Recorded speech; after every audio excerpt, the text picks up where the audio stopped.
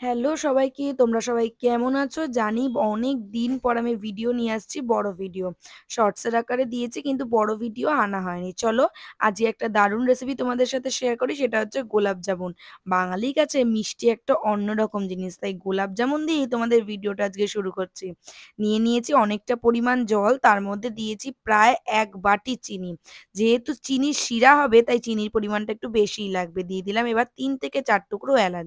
গ্যাসটা জ্বালিয়ে এবার ফ্রাইং প্যানটা আমি বসিয়ে দেবো। যতক্ষণ না জিনিসটা পুরো শিরার মতো হয়ে যাবে ততক্ষণ কিন্তু আমাদের নাড়ানাড়ি করে যেতে হবে। চিনিটা যতক্ষণ গলছে ততক্ষণ ধীরে, ধীরে করতে হবে। এই কাজটা করতে মোটামুটি আমার ওই সময় লেগেছে ৩০ মিনিট মতো।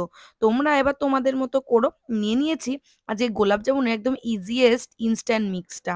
এটা তোমরা যেকোনো দোকানেই কিনতে পেয়ে যাবে, রামদেবের ইনস্ট্যান্ট মিক্স। সেখান থেকে ওই মিক্সটা থেকে প্রায় হাফ মতো আমি বার করে নিয়েছি। এবার আমি অল্প, অল্প দুধ দিয়ে জিনিসটাকে মেখে নিচ্ছি। তখনই বুঝতে পারবে জিনিসটা ভালো হয়েছে যতক্ষণ না দেখবে হাতে আঠা, আঠা হয়ে আসছে। দেখো আমার কিন্তু হাতে বেশ আঠা, আঠা হয়ে উঠে আসছে। তখনই বুঝবে যে ভেতরের ওই জিনিসটা পুরো রেডি হয়ে গেছে। এবার একদম সিম্পল ওয়েতে দেখাই। হাতের মধ্যে আমি একটু তেল একটু হাতে নিয়ে নিয়েছি। আর এইগুলো ছোট, ছোট টুকরো করে নিচ্ছি। একদম ছোট, ছোট করে কয়েকটা ছোট, ছোট করেছি, কয়েকটা বড়, বড় করেছি। যেরকম আমরা গোল, গোল করে থাকি। আরেকটা হচ্ছে আমি চামচের সাহায্য নিয়েছি। একই শেপ দেওয়ার জন্য তোমরা এই ছোট, ছোট চামচের মধ্যেও কিন্তু নিতে পারো। তাহলে প্রত্যেকটার শেপই কিন্তু একই হবে। দেখো আমি কিন্তু অনেকগুলো ছোট, ছোট আর অনেকগুলো বড়, বড় করে নিয়েছি। এবার কড়াইতে তেল গরম বসিয়ে পুরো ছাঁকা তেলে কিন্তু ২ পিঠ ভেজে নিতে হবে। মানে একদম উত্তপ্ত যে গরমটা হয় সেটা করে নিতে হবে। দেখো পুরো বলের মতো হয়ে গেছে জিনিসটা। এই যে ব্যাস দেখো ভাজা কিন্তু আমার রেডি হয়ে গেছে। এবার একদম লাস্ট স্টেজে রয়েছি, চিনি যে শিরাটা বানিয়েছিলাম সেটার মধ্যে ওই বড়াগুলো মানে ওই গোলাপ জামুনগুলো এবার আমি দিয়ে দিলাম। দিয়ে মোটামুটি ১৫ থেকে ২০ মিনিট মতো আমি ঢাকা চাপা দিয়ে রেখেছিলাম।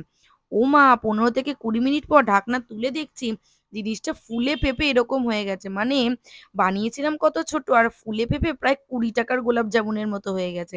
আর ভেতরটা কিন্তু খেতে অসাধারণ ছিল। আমার ভাষায় অতুলনীয়। আমার তো বেশ ভালো লেগেছে। মানে আমি একসাথে ৩-৪ টে খেয়ে নিয়েছি। জাস্ট ফাটাফাটি ছিল। তোমরা আমাকে রেসিপিটা ট্রাই করে জানিও বাড়িতে কেমন লাগলো। আর এরকমই চটজলদি ভিডিও দেখতে হলে অবশ্যই কিন্তু সুজি ব্লগসকে সাবস্ক্রাইব করতে হবে। আজকের মতো বাই। দেখা হবে নেক্সট কোনো ভিডিওতে। Bye. Thanks for watching guys. By.